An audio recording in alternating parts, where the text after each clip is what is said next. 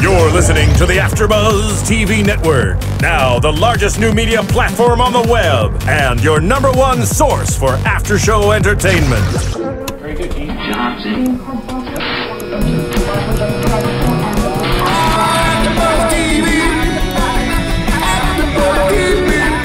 From the AFTERBUZZ Studios in Los Angeles, California, presented by Maria Menounos and streaming live thanks to Akamai Technologies, this is AFTERBUZZ TV's Eric and Jessie After Show. We'll break down tonight's episode and get you all the latest news and gossip. And now, another post-game wrap-up show for your favorite TV show. It's AFTERBUZZ TV's Eric and Jessie After Show.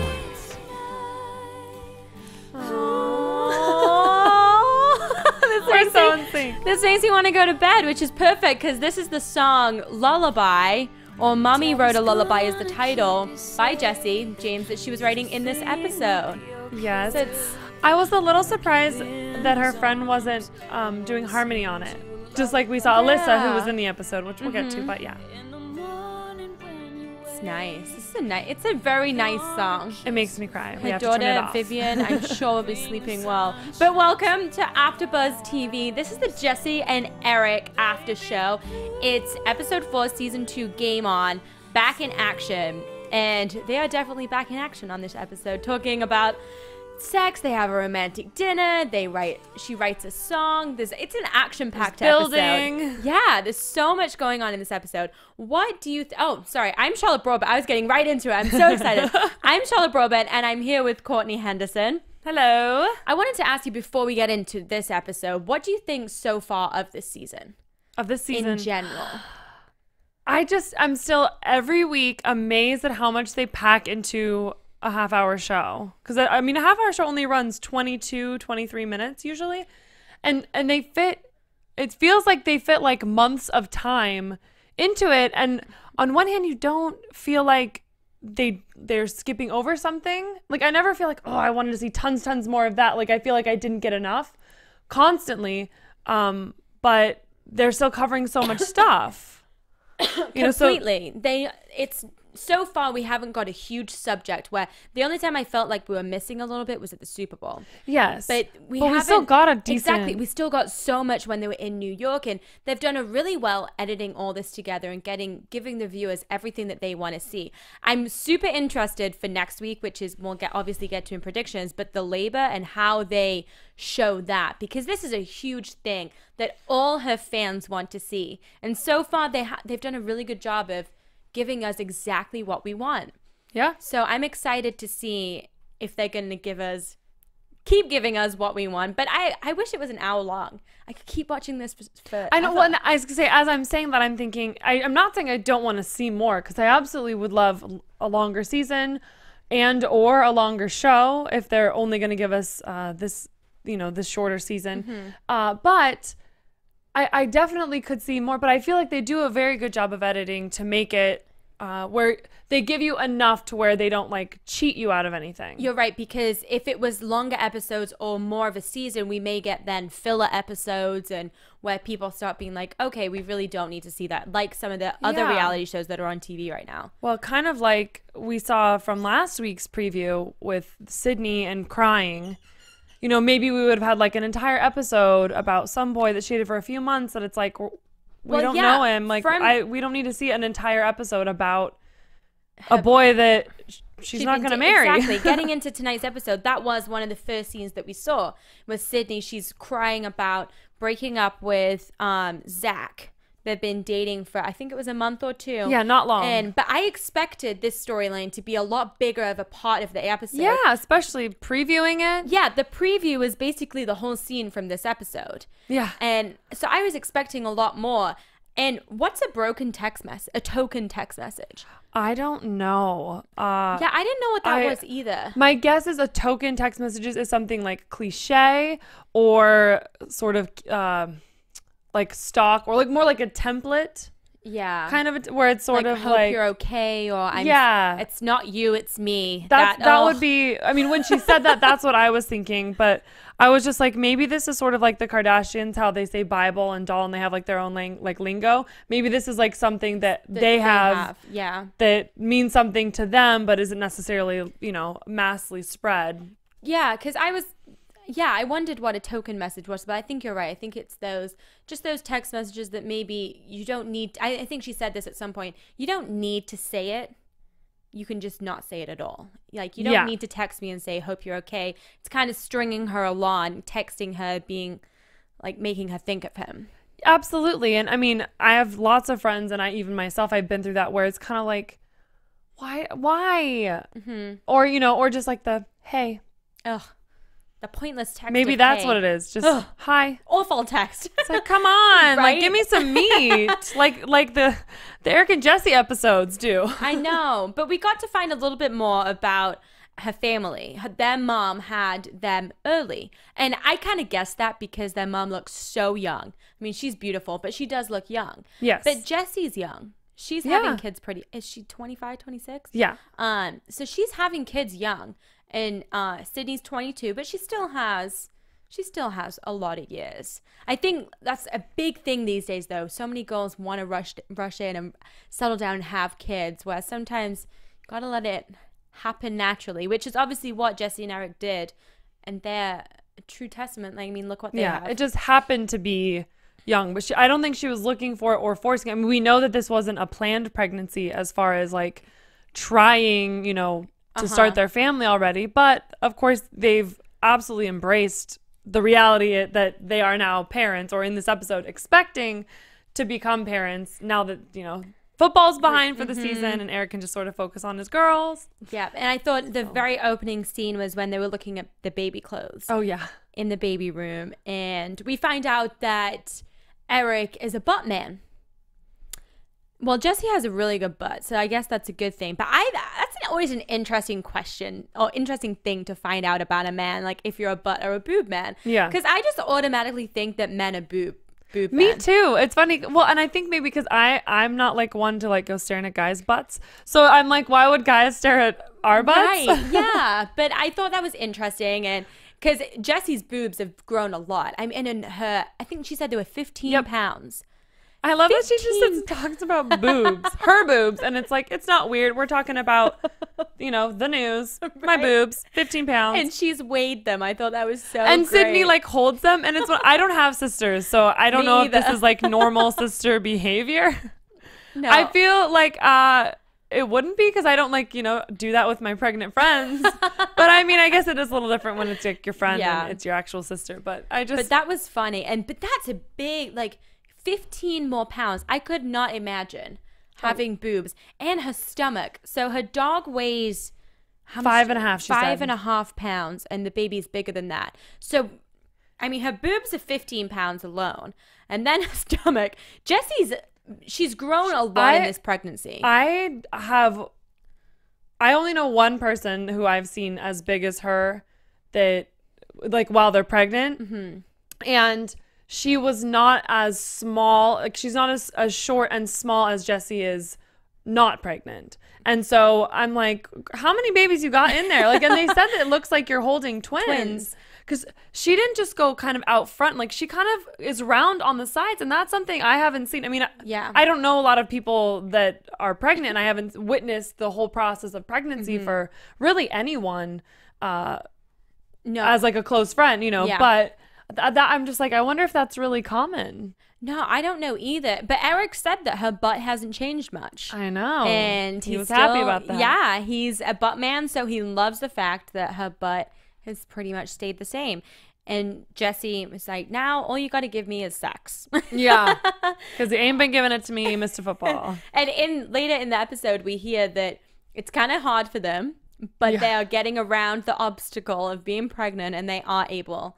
I think, how did she put it? She said, we get the job done. Like something, about like meeting the goal. And yeah, I was like, you're funny. She's just the way I think that's why it's entertaining to watch, because it's not crude, or it doesn't come out in a crude way when she says it. Yeah, you're right. It doesn't. And it's That's so interesting. I never thought of it that way because it's like, I can't believe she's talking about these things that she talks about. Yeah, because not many people can get away with speaking about these things in the way she does without it coming across badly. Yeah, like totally crass. And yeah. Well, and it's interesting because it's also not like she's putting on a show. Like she's not saying these things and talking the way that she does to get a rise or to sort of like get a reaction out of people. This is just sort of how she talks. And so I think almost the way that she can be just so genuine and kind of nonchalant about it is what makes it seem more approachable to listen to her, or I feel like I could absolutely have a conversation with her about butts and boobs in person. Right. And not be like freaked out or uncomfortable. I want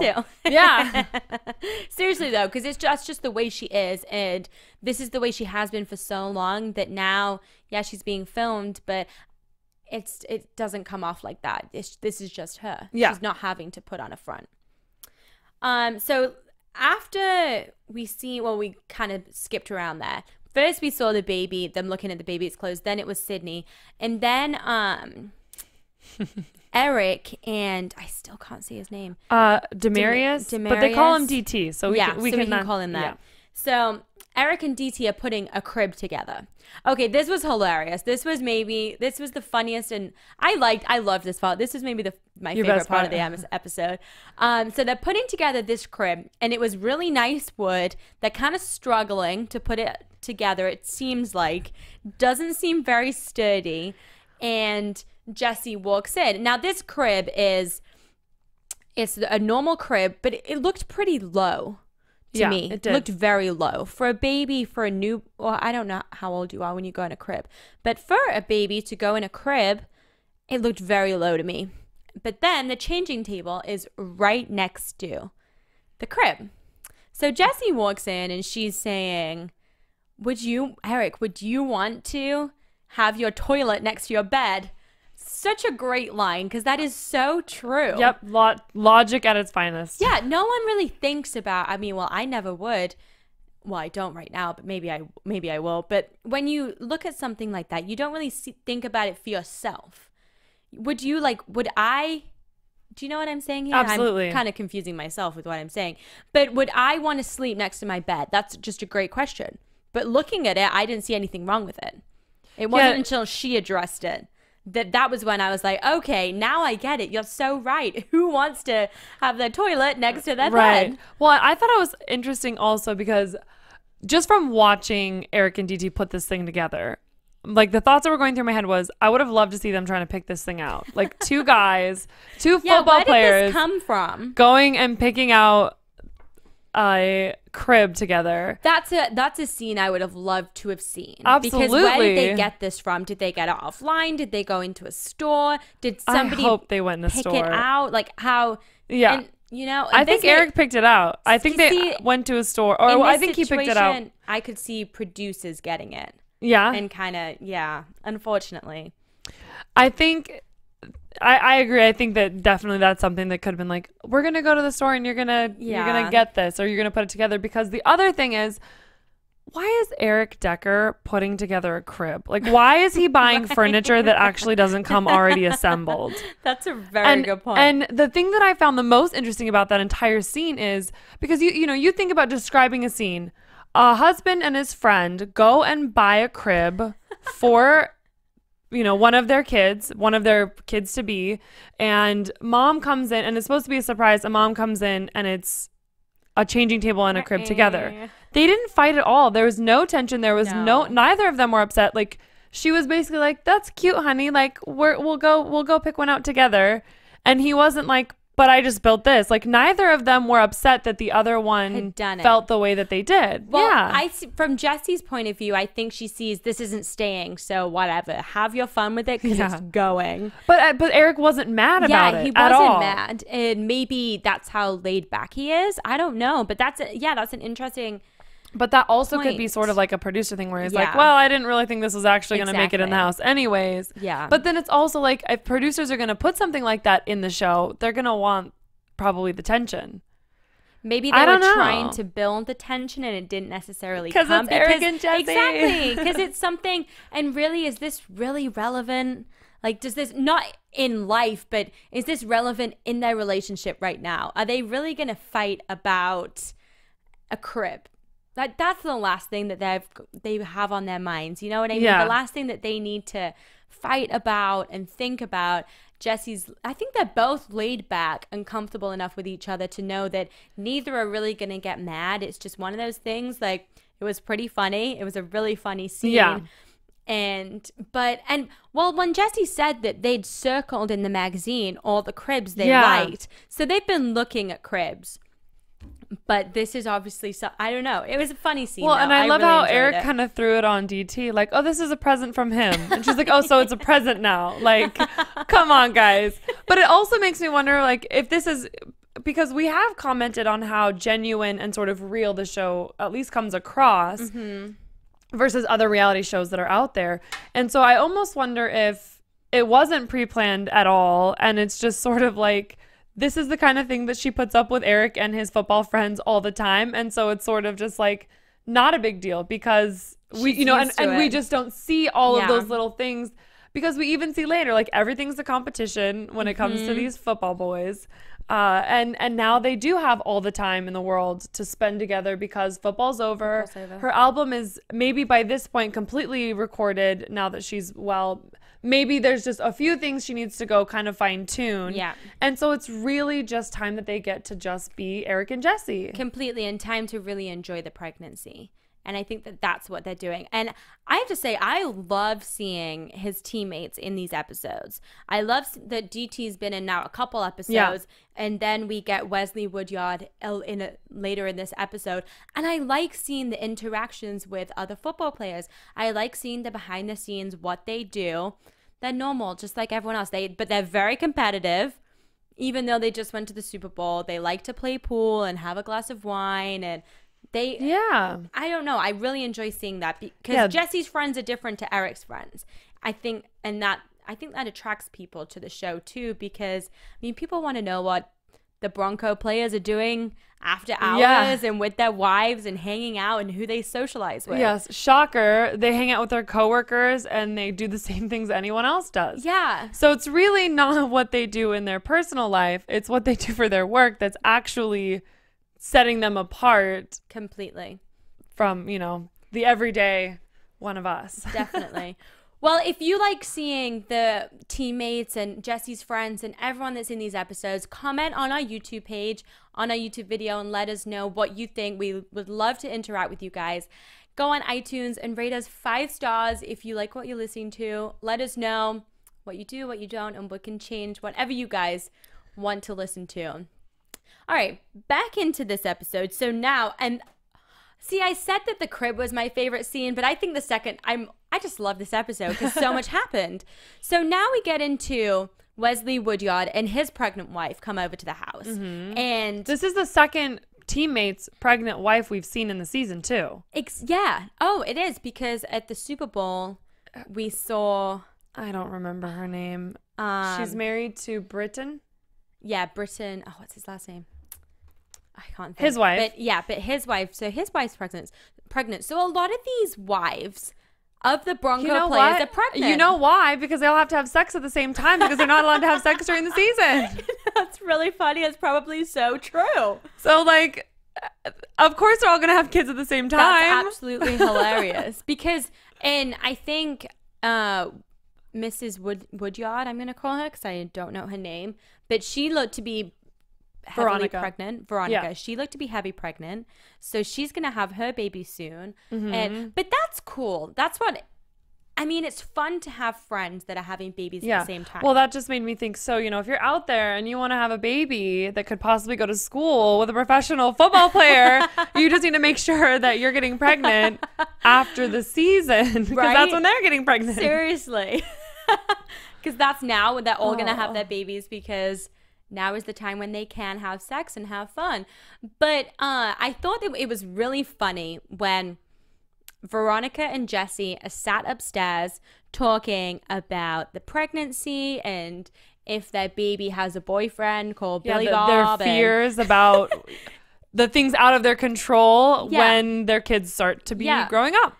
When Billy Bob gets her baby pregnant and Eric shoots them and kills them. Yeah.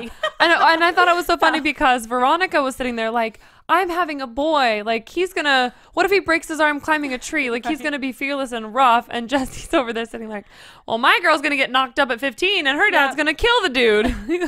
And just like, the way she says it in her country accent. Yes. And it was Billy Bob. And I was like, oh my gosh, that's too funny. But the girls are upstairs talking about babies and what's going to happen when they come and being so heavily pregnant and putting weight on. And the guys are downstairs playing pool. Yeah.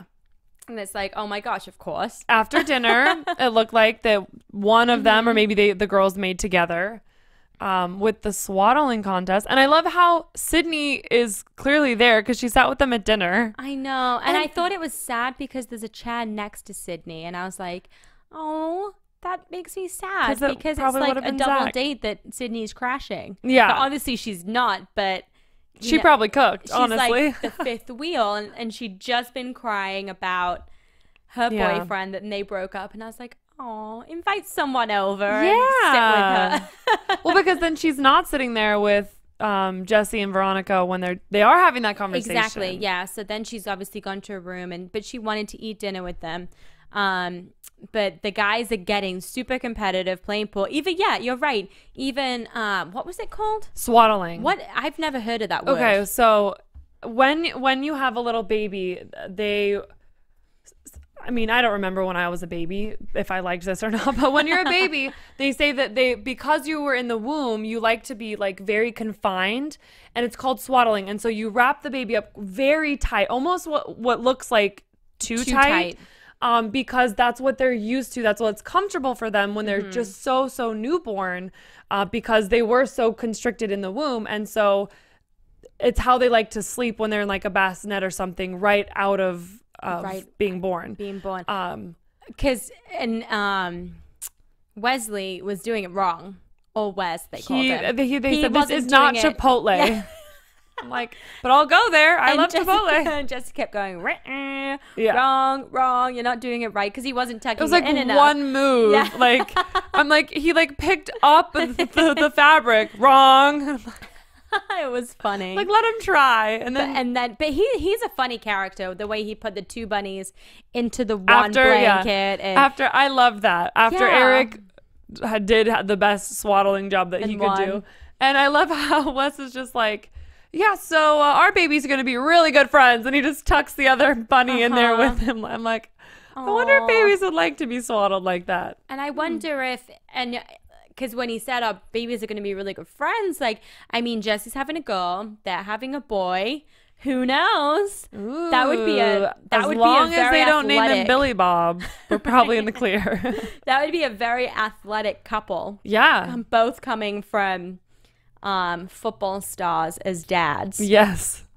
I kind of skipped over, sorry about this, now I'm going back, which how could I forget, the lullaby that Jessie was writing in this episode, which is the song that we played at the top of the show, and Alyssa came in to help Jessie write it. Yeah.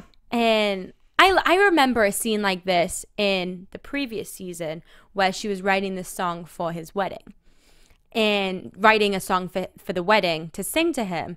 And a friend, I'm not sure if it was the same friend, but a friend came and helped her. It probably was. Just knowing what she said about Alyssa and their writing relationship and their musical chemistry, I would bet it was her. And she was like, this song is one of the easier ones to write because I have so much love in my heart for her already. Yeah. And I mean, not relate. I can't write songs or sing, but I can relate to that. When you have such a love in your heart for something, words just come out naturally. You don't even need to. It's like, I want to say something nice.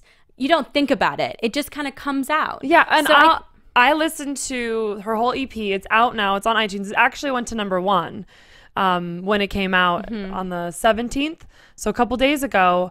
And the Mama Wrote You a Lullaby song is on it, and it's my favorite. It's the last song on it, and I made myself wait and like listen to all of the songs in order because I believe in that, because I think that just like a show and they edit it to tell a story in a certain way, that songs on albums are put in a certain order to tell a story. I've always felt that way. Wow. Music has always been like one of my first loves, which is why I love Jessie and why I so understand what she's talking about, where it's like, I can't share this love of music and of writing with anybody else the way that I share it with Alyssa. Like, it's just this unspoken, I mean, like, there's no one else she could have a baby with. There's no one else that she could do all these things with that her and Eric have. That's her person when it comes to music. Yeah. And I totally get that. And so I loved getting to see that. And I was so anxious to listen to the whole EP and hear that song. I've never thought of an album like that. I skip to the tracks I like. Really? Yeah, that's just me. I'm always like one I like. If I don't like the first 10 seconds, I skip it. I'm like, next. But I've never thought that it does tell a story in the way, because obviously it takes so much time and effort to write an album. You don't just plonk a song in any order. You think about it, and I think there's a lot of meaning having it as the last one, because you do have to wait and build up to this song that it's so precious for Jessie. Yeah, well, and it's interesting because the first song is called Girls Night, and I don't remember every single one, but there's Girls Night, and then the next song is about falling hard, like rain on the top of a car, and then there's another one about heartbreak, and it's so her it's like with her wedding ring, down and like one of the lyrics has to do with her wedding ring, and how it sounds like there's some other guy that's now brokenhearted because Jessie chose the path that she chose with Eric, and then it moves on to the kids. So it definitely progresses from like single fun to the up and down of life. Yeah. And what happens when you settle down, you have fun, settle down, maybe break some hearts along the way, get married, have a kid. And I definitely think there's an order that she chose and builds up to this beautiful lullaby song that we see them writing, and just sitting there. I mean, her child is going to look back at this and she'd probably really appreciate it when she's like 20, 22 years old, looking back at these and watching her mom look so beautiful and just present herself so well, sitting there writing a song for her. I mean, that is powerful. Yeah, absolutely. Really powerful. Absolutely. Well, and I just was thinking about, you know, we have so many of us that our moms sang to us, and how special that is, and then you multiply that to the nth degree, because it's not just a song your mom sang to you, it's a song your mom wrote for you and sang to you and shared with the world. And yeah, exactly. And released for other parents to sing to their kids. Yeah. And I hope we get to see later in the season Jessie singing this song. That would be incredible if we got to see her singing the song to Veronica. But I don't know. I loved this. I just thought it was a very real and raw scene. She's writing a song for, I mean, how crazy is that? You're writing a song for a person that's in your stomach that you and your husband have created. And it's funny because she says, again, Eric's tone deaf, bless him. He's pretty, that. But he's tone deaf, so I'm going to be doing the singing. And I love that she's just like, yep, he's pretty. And I'm like, she loves him so much. Well, and I wondered, you know, now knowing that, like, you know, the baby, we've seen photos, she's posted some photos on Instagram and Twitter and whatnot. And so, like, we know that they've named her Vivian Rose. And so I'm wondering, did she know that her name was Vivian? Because I was wondering if maybe her name would be in the song, and it's not. I think they did, because when it was the baby shower, there was a V on the cake. Yeah, you're right. So I they think they've chosen the name. But it's a pretty name, Vivian Rose Decker. Yeah. It's very beautiful. And the last part of this episode was a romantic dinner. And once again, I mean, Eric, what girl watches this and isn't like, wow, this is exactly what I want. No guy will ever live up to this. Right? Well, and when I watched that, the main thing that kept coming back to my mind was there are people that just, like, people that succeed across the board, because think about the discipline and focus and energy and time and dedication and 100 other words that he's had to put into being a successful football player and making his dreams professionally come true. And that doesn't just stop there. He can't just get married and have a baby. He is going to cherish and love and adore his wife beyond everything else. And it's one of those where, you know, there's that cliche quote that's so true about, I'll say it wrong now. Like, a boy makes his girlfriend jealous, a man makes other girls jealous of his woman. Yes, I know. You know, yeah, I know very exactly poorly what you mean. executed quote. But that was such a good point to make. The loyalty that he has to have to his teammates, the passion he has to put into those teammates and the game. Because you can't, in a team sport like that, you have to have loyalty and compassion and everything for your teammates, because this is a team sport. And his determination is time oriented. Everything that he puts into the sport, has been drilled into him from such a young age. Because, I mean, he's been playing probably since he was a young kid. And then high school, college, like everything. Yeah. You still have that focus and drive. And it's instilled into him so much now that he's not going to change. And he's going to have that in every facet of his life. And I think that's such good traits to have. And I think that's what makes some people different. I mean, how many times have you been on a date with somebody it's kind of like a block date, and then you find out like they're not really happy with their living situation and they're not really happy with their job situation? It's like, well, it's because you're not doing anything or not doing what you could or should be doing to get what you want. Yeah. And clearly Eric is somebody who knows what it takes to get what he wants, and he's not afraid of the work. Because it's work to be on a Super Bowl level playing team. It's work to have a relationship that's so successful and loving. I mean, and in the limelight. You Yeah. can't forget like how much you have to, I mean, how many Hollywood couples don't work out? It takes so much time, effort, and love to make a relationship in the limelight work, but they make it work. And I think even if they lived in Los Angeles, I think it would still work. Agreed, Because 100%. just of their way that, but I think, and both of them, she's hardworking too, and I think they both just have great qualities that work together. And this dinner that Eric put on for her, and she obviously knew that they were doing something because she had a really cute dress on. She looked really pretty, and he'd hired a cook, and they had a 5-course Louisiana-style dinner. I love that. And I love that because I think they had jumbo or jambalaya or gumbo. Jambalaya. Or jambalaya. I don't remember which one he said, but which was one of the first things, one of their first dates was what she'd made for him. And so I think it was kind of along the same vein. And then she also said that the table looked like their wedding with the all of the flowers. And it's those little details that mean the most to girls. Absolutely. He could have made any 5-course dinner. And But the brought fact her that- a bouquet of flowers. Yeah. And it would have been amazing. Yeah, exactly. But those little details, it looks like our wedding. It's where you're from, the kind of dinner. It's those details that really mean the most to people. And he just gets it. He really does get it. He knows what to do, and they just enjoy their lives together. Yeah. But I'm just looking at my notes because they were talking about her boobs again, and Eric was saying this baby's gonna suck you dry, and in the confessional we find out that that's exactly what Eric wants to do. He wants to drink the milk, I think is what she said. Yeah. And I found That's that what it kind sounds of like. weird. Well, and she says wants that. to- She's like, some people think it's like so gross, you know, and she's like, but not Eric. It makes me think of Friends when everyone was trying Ross's Jennifer Aniston's baby milk. Oh, yeah. That's what it makes me think of, because not many people, and all their reactions are like, ugh, not many people want to try baby milk, but he does. And again, it's like dedication. It's that step over that not many people will take. And I don't know if I would want someone to take that, but I think it just means something more to her. It's like, he even wants to drink my breast milk, you know? And he's not even a boob guy. And he's not even a boob guy.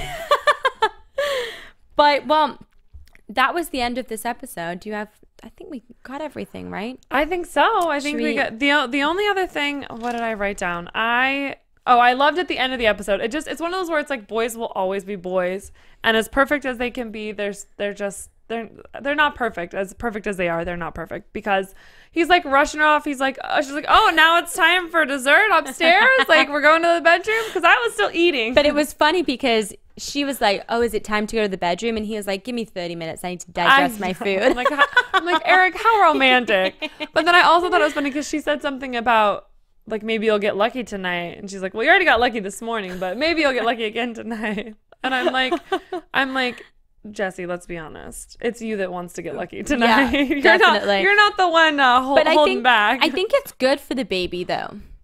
That's what I've heard. That sex when you're pregnant is good for the baby, especially this far gone. How? I don't know where I heard that. Do not quote me and don't know how reliable that is. I'm going to have to look that up. But I have heard that it's good for you. But let's get into some predictions. And Again. now, Oh, I'm your talking while this is on. AfterBuzz TV. Sorry, I'm getting so excited. Next week looks like such a jam-packed episode. They just Oh are. my gosh. They always are. Yeah. Don't disappoint us. I wrote down 3 exciting points. What did you want write? to start? I wrote down Eric. So we see Eric with babies. Right. We see Eric with babies. With crying babies. They're all crying, yes. I'm like, I don't know if that's a testament to Eric being with the babies or if that's something that was like already happening, and maybe we'll see that he makes them stop crying. But hopefully. Yeah, I mean, I think we will see Eric with these babies, and it'll be very much like he's going to be a great dad. There's no doubt in my mind that we don't see him loving and caring for these babies, much like he will because he's only a father to be in the episode, his daughter Vivian, and then obviously now that she's born, that, you know. And it's a new side of soft Eric we're seeing, because when you have something so small in your arms, it's like you immediately just think, oh my God, your heart just crumbles. Yeah. For something like that. So it's going to be a different side of softness that we see, rather than him with Eric or him with Jessie, and him on the field. And then the other thing that I took note of was Sydney making her backup plan. I think it was with DT. I wasn't sure. It was, and I think wasn't DT instigating. I couldn't tell who instigated, but she was definitely like, so you're gonna be my backup? And of course the first thing he says is, well, when do we start having sex? I'm like, Hilarious. do you know if she's like keeping herself for marriage? Like, I wonder like how well they actually know each other already, or if this is sort of the start of something. That would be an interesting couple. I also wrote down that Jessie was crying because he's a free agent and they don't really know where they're going to go. Obviously now we know going to New York, or they're in New York, but that's a strange time to not know where you're going to be. And she's going into labor. Yeah. She's going into labor. So next week, maybe the episode, I hope they drag it out a bit. I hope they drag it out and it's not till like the next episode that she has the baby. So we can have a little bit of time of her enjoying. Well, it seems like she's in pain, but labor. I think it's a false alarm. Oh. I do. I don't think she has the baby. We'll see. We'll see. That's a good prediction. We'll see if you're right next week. Well, where can we find you in the meantime? I am on Twitter and Instagram at COUHEN. And I'm on Twitter and Instagram at CharlotteB_TV. Thank you guys, and we'll be back next week. From executive producers Maria Menounos, Kevin Undergaro, Phil Svitek, and the entire AfterBuzz TV staff, we would like to thank you for listening to the AfterBuzz TV network. To watch or listen to other after shows and post comments or questions, be sure to visit AfterBuzzTV.com. I'm Sir Richard Wentworth, and this has been a presentation of AfterBuzz TV. Buzz you later. The views expressed herein are those of the hosts only and do not necessarily reflect the views of AfterBuzz TV or its owners or principals.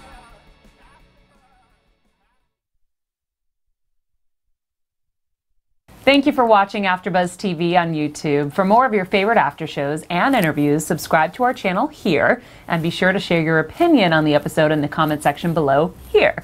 We'd love to see what you guys are buzzing about. Thanks again. Buzz you later.